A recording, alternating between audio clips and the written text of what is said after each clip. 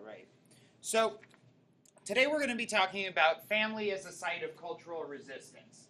Now, of course, remember, this theme is all about counterculture. Last theme was all about how popular culture oppresses women and people who don't fit into the category of ideal femininity. And this second unit is looking at the ways in which different groups of people, in particular, the ways in which different groups of women push back against kind of mainstream culture, especially mainstream culture that seeks to do them harm. And one of the ways in which women do that is through family. So this week we're going to be looking at family as a site of cultural resistance, family as a mechanism through which people can push back against sexism and other forms of systemic oppression. So to begin, it's important to mention that many people think of family as being distinct from politics in a lot of ways, or distinct from the political realm. And even if they don't think it is distinct from the political realm, even if they understand that, yes, obviously there's ways in which politics impact families, they might think that family should be distinct from politics. And this has to do with what we've talked about a bit before, this sort of ideological and institutional divide between ideas about the public and the private sphere. So typically when people think of the private sphere, they think of the domestic, they think of the home, right, inside the household or immediately surrounding the household, and they think of that as coded as feminine, right? The household is the woman's domain, right, and then men just get every single other thing else, right? So this is the way people have typically thought of the private, the domestic, right, where family takes place, and therefore feminine, whereas the public has kind of been thought of as everything outside of the home. Right? This is where power is contested, where power relations take place, right? Politics is a public sphere and not a private sphere, and therefore this has been coded as masculine, right? Not only in the simple sense of like, well, yes, politics have always typically been populated by male politicians, but even if you look historically, literally thinking about actual spaces, right? So you don't have to go back more than 100 years to find it common in almost every country around the world in lots of different places that women were discouraged from literally traveling outside of the home without male companionship, okay? So wealthy women in the late 1800s would, for example, hire men, right, to travel with them when they wanted to travel to European countries, travel the world, right, enjoy their wealth. They would oftentimes hire men so that they could travel without people being like, what are you doing out in public by yourself? This is improper, immoral, immodest, right? So this divide has really been there, right?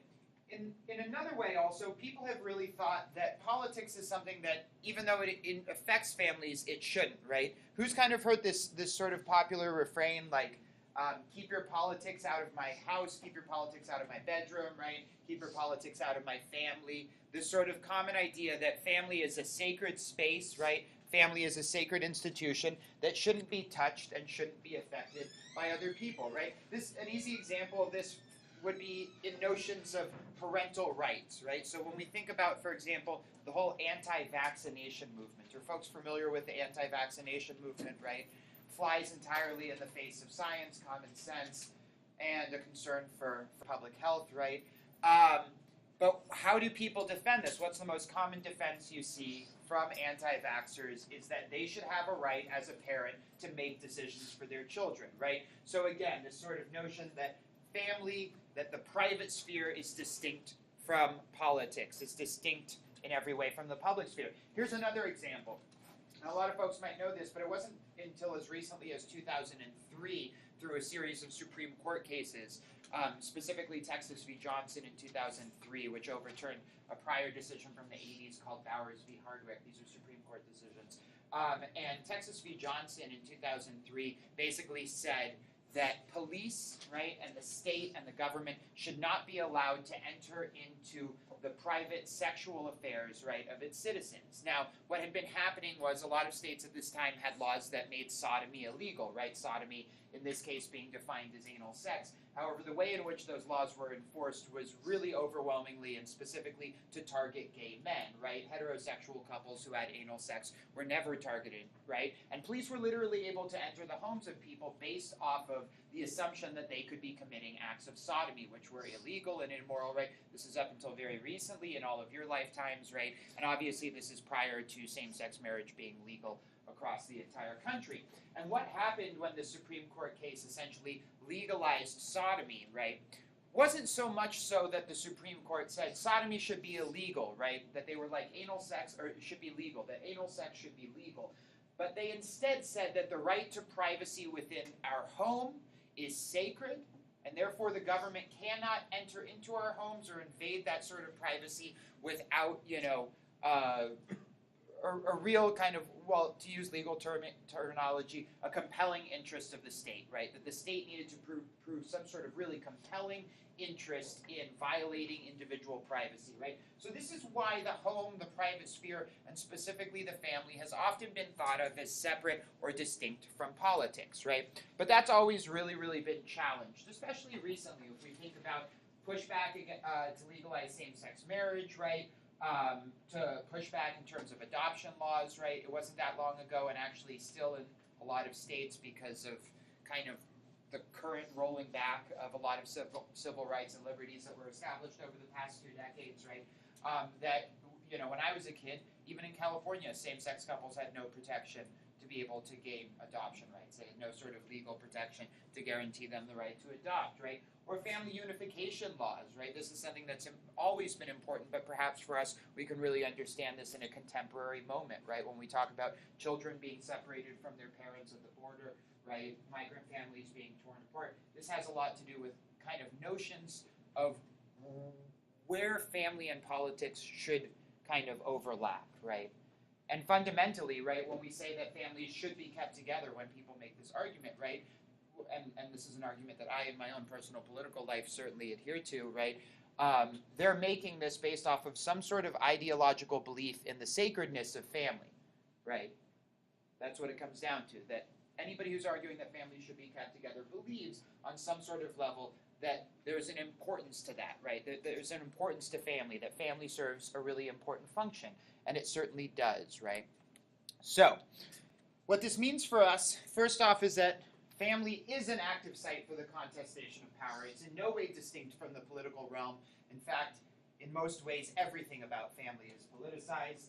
And then also, what we're going to talk about a lot today is how family is a site where gender roles are reconstructed and performed. And I say reconstructed with the R-E in a parenthetical, because on one hand, families are where gender roles are kind of constructed from the very get-go, right, with your children. But also at the same time, those roles need to be constantly reconstructed. Remember, we've talked about this, that our gender roles aren't just built up once and then continue to operate normally, right, by continuing to perform those roles, to do our identities, to enforce how other people do their identities. We're participating in the social reconstruction of gender roles, right? So, if we think about family, we can also think about it using the systemic approach, right? In other words, family is made up, right? Or family is, perhaps we could say, performed through a range of ideological beliefs, institutional practices, and individual behaviors.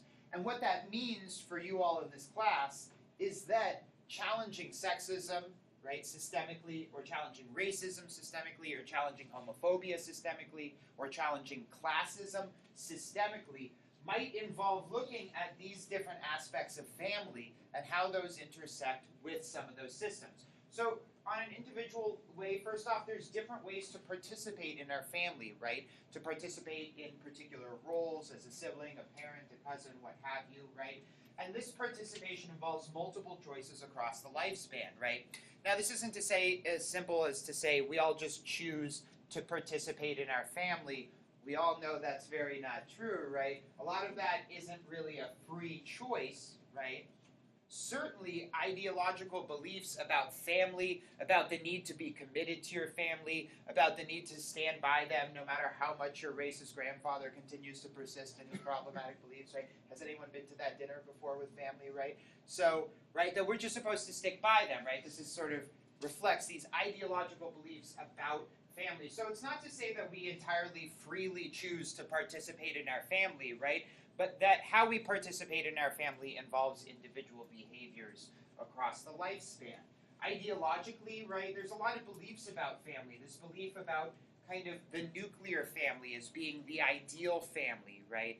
That you're supposed to have two parents present, that ideally you have two children in the household as well, so none of them are being raised without a sibling. Gosh darn, can you imagine how horrible that would be? I wish my sister were here just to hear me say that. So, we're still looking. We're trying to find out that we're not related, but the jury's still out on that one. So, with normativity, right, we can also think about things like hetero and homonormativity, religious normativity, class-based normativity, all intersecting with how we think about family, right? Family isn't just a place that should have a nuclear family, but that nuclear family should be in charge of making sure to raise their children in a heteronormative household that teaches them good religious values and supports them, right, financially in all these sorts of class-coded ways. Now, institutionally, this is probably perhaps the easiest for folks to think about because there's so many institutions that relate to family, right? Marriage, the institution of marriage is a big one. All these laws that relate to marriage, that relate to things like insurance, like health insurance, that relate to fundamental civil rights, even relate to how you pay your taxes, how much you pay in taxes, what sort of benefits you're able to get from the government, right? These are all sorts of institutions that relate to family. Religious institutions relate heavily to family, right? Most people get married and even have other family events within their churches or temples or synagogues or mosques or what have you, right? Government institutions are also obviously very involved in family, right? Not just in marriage, right, but in family in so many different ways. When we think about how much funding is given to things like women, infants, and children, right, the WIC funding for low-income mothers to be able to provide food for their children, right, funding for food stamps, funding for all sorts of things that help support your family, right, these are all government institutions that relate to it. Now, in addition, right, and hopefully folks are understanding now that this is kind of like a primer on family, drawing from concepts and theories that you are all already very familiar with. Approaches to family are also intersectional, right? Intersectionality relating to, of course, the intersection of systems of class, race, gender, sex, sexuality, religion, etc. So, in other words, how we approach family, right, or how we experience individual behaviors and ideological beliefs and institutional practices that pertain to family, right, all of that comes from or emerges from our multiple identities. So first off, and this kind of helps preview a little bit of what's going to be in the film and the readings for this week, first off, we can think of child raising relative to systems of race, okay? In other words, how parents approach child raising can very much be with an eye towards understanding and preparing or socializing their children for a world in which they might expect to experience racism, right? In other words, if we have a society where the vast majority of institutions, laws, right, ideological belief systems, and common individual behaviors emerge from and reflect the interests and experiences of white people, right, which would be expected in any white supremacist or racist context, then it stands to reason, sorry, I'm kind of losing myself here. It stands to reason that white parents might not feel the same sort of obligation to prepare their children for experiencing racism in the way that parents of color will, right? And some of our readings, or one of our readings for this week, is going to talk about that. Another one has to do with the question of the usefulness of marriage relative to class. One of our readings tends to this question, right? Talking about the various ways in which different people, depending on your class location, might experience the pressure or desire to be married differently. And then finally, child raising relative to systems of sexuality. The movie we're going to watch today is focused on lesbian couples in the 1980s raising children. It's called Choosing Children. And this documentary talks really explicitly, as does actually one of our readings, Americans Have a Different Attitude by Yunli Espiritu, talks about how within the family, within the household, children are socialized into sexual roles in different ways, right? Now, a lot of people have taken issue and continue to with the idea of same-sex couples raising children, right? You hear these sort of archaic and silly arguments that, like, you know, gay parents are going to end up somehow raising gay kids. And you see these sort of social concerns about sexuality really projected in a lot of ways onto parents and how they parent, right? The same thing could be said about questions of sexual morality, right? So how parents approach teaching their children about sex and sexuality, what constitutes healthy, safe, proper, moral, ethical sex, and what constitutes its opposite, right? These are all things that really take place in the family and are important, right?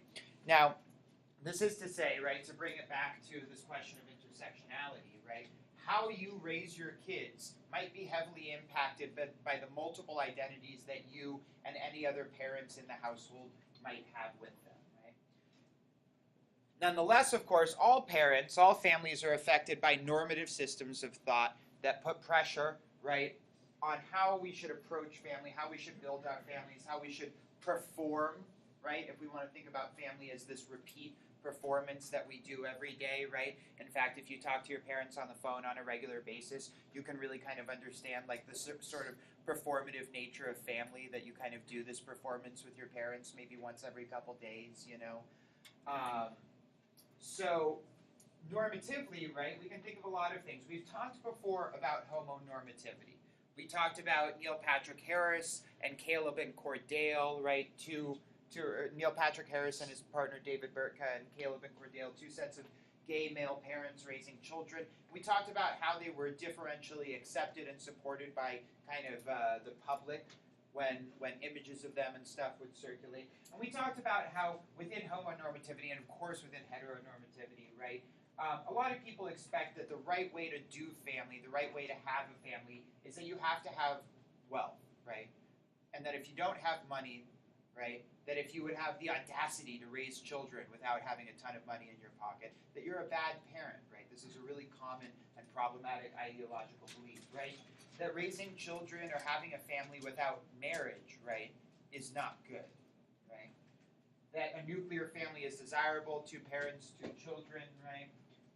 That you should be teaching your children religion, and that's really key to having a healthy, strong family, right? And we talked about those things with Caleb and Cordell and Neil Patrick Harris. We looked at some of the images of them and the way in which, you know, those images kind of reflected these very sort of normative ideologies about how family's supposed to appear.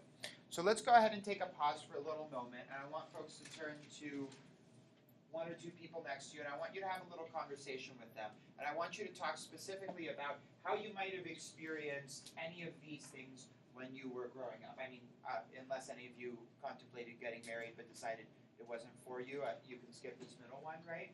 But how did your parents raise you in ways that perhaps were attentive to concerns they had about racism, concerns they had about sex and sexuality, or just more broadly for folks, how did your parents raise you in ways that really explicitly taught you how to do your gender, okay? And how did that take place in the household, in what we might call the private sphere, right, in what we would obviously call the family? So take a few moments to talk with folks next to you about that, and be ready to share, okay?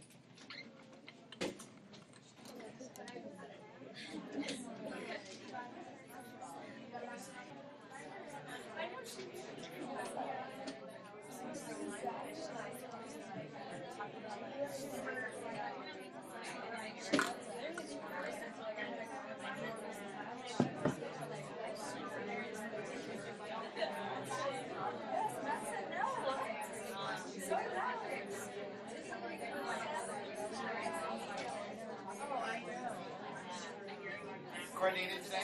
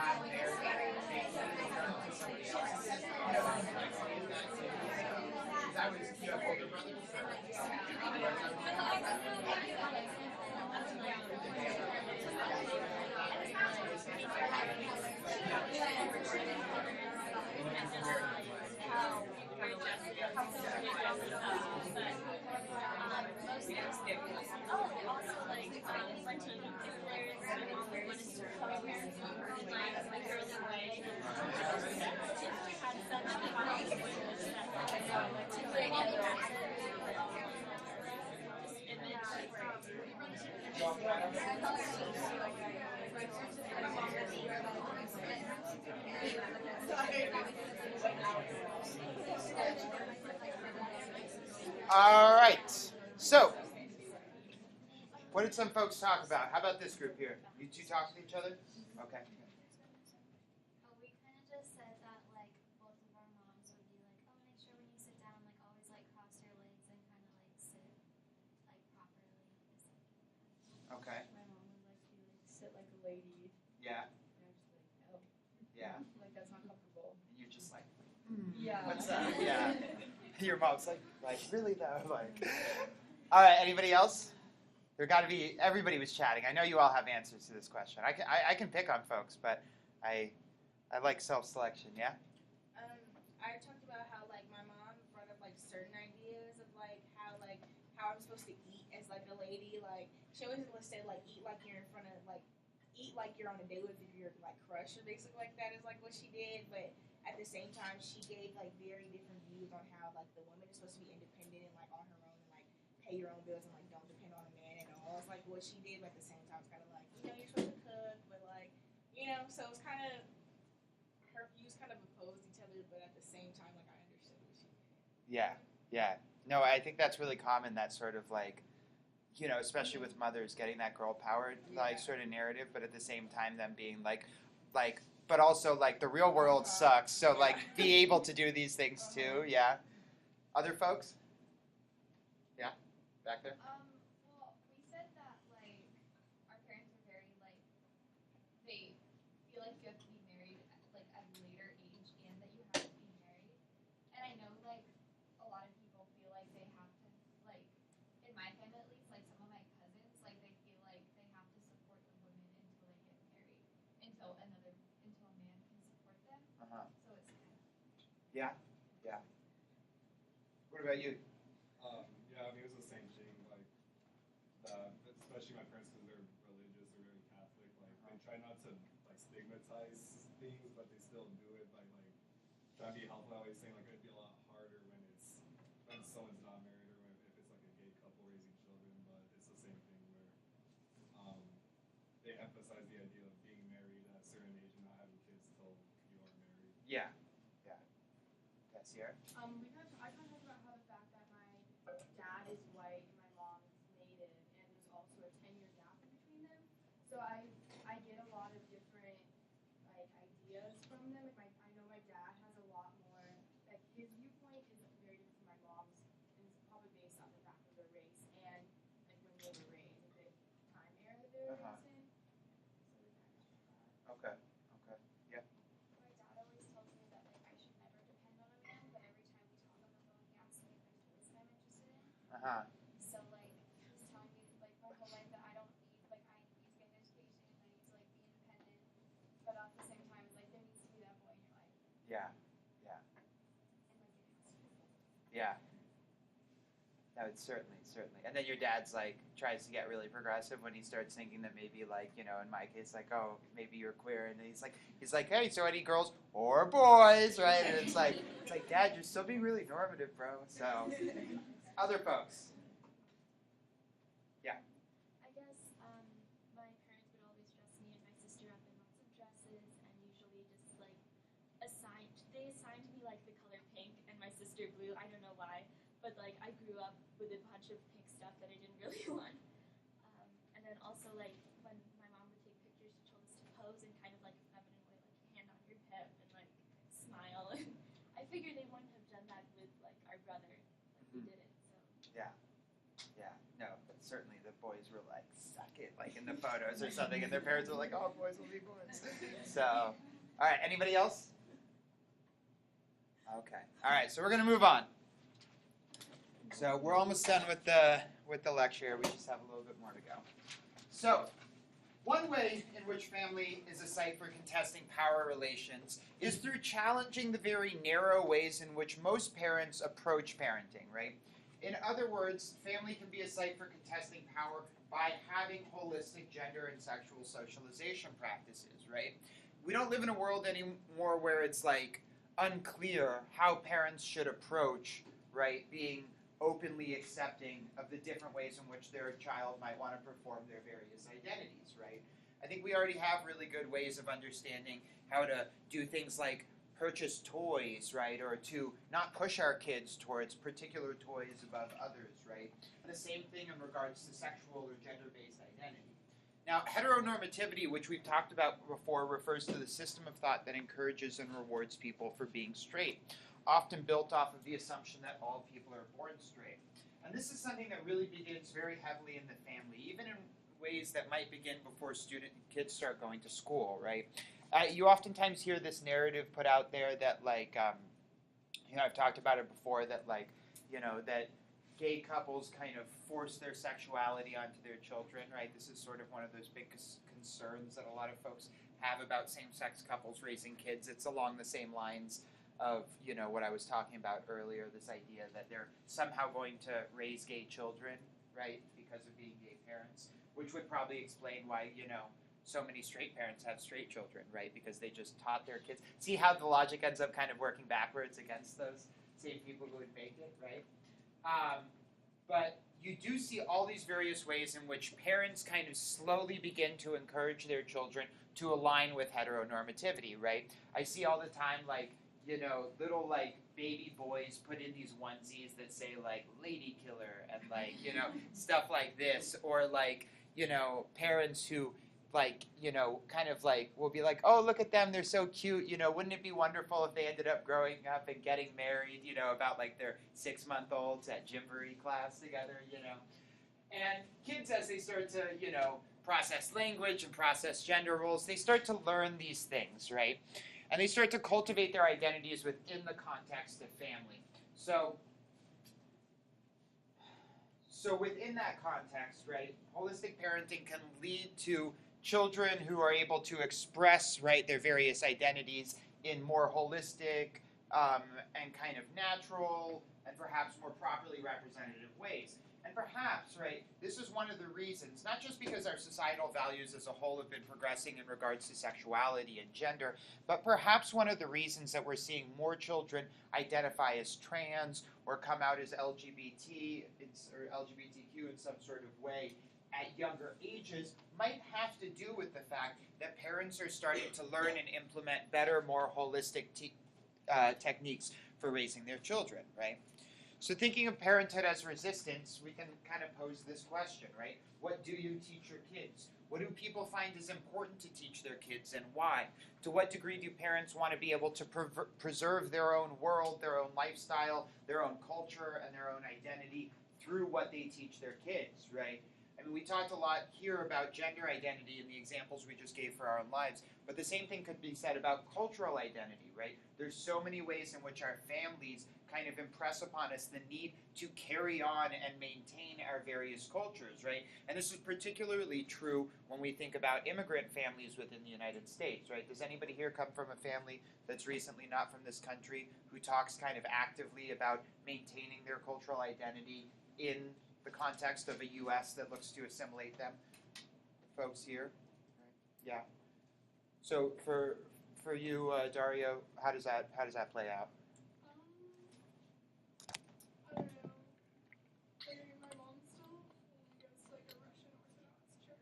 Like she just moved to Phoenix, but like she'll find the one Russian church in the state, basically. And like still like go to like Russian grocery stores and like stuff like that. Still cooks mostly Russian food and like still tries to prioritize that. Right. For identity. Does anybody in here have parents in particular, I might expect a mother, who like made it a point to teach you how to cook? Did anybody have that happen? Okay. Was this about kind of like who you're going to be in the future in terms of like you're going to need to do this for a husband at one point? Was it about kind of family recipes and about learning family recipes and carrying those on? Or for you, was it just like a good activity? It was just or like being independent, being able to like cook for do things yourself? for myself. Okay, so kind of actually the opposite then of being like you're going to Yeah. need to do this for a man, but like don't expect the man's going to be around to do this for Yeah, you, exactly. sort of. Yeah. And what about for you, Lizette? It was just like more for a man. Okay. Like, basically, you're gonna get married one day and you're gonna have to know how to cook. Yeah. And also like about like has some dumb. Yeah.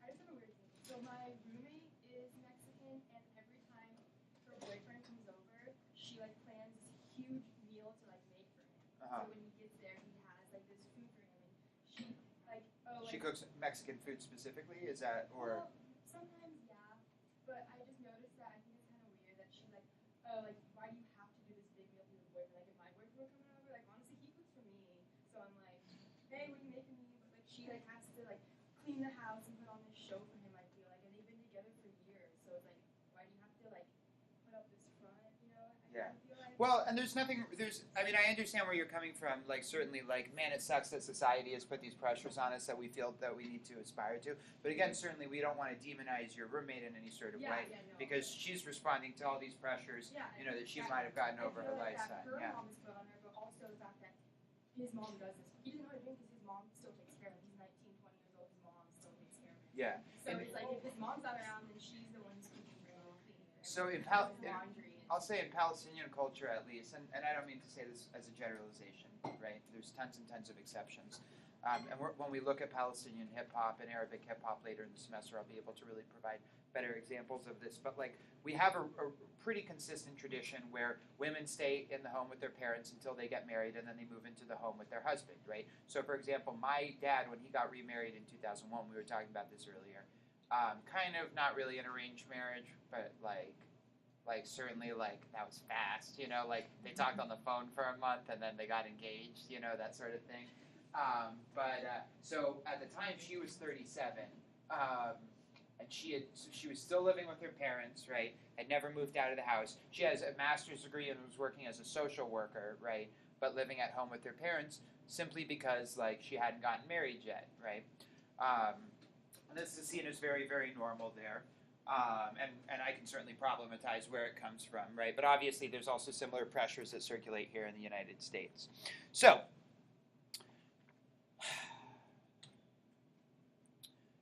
in a second, we're going to start watching this film, Choosing Children. And this is a film that was made in 1985, but then it was kind of like lost, okay?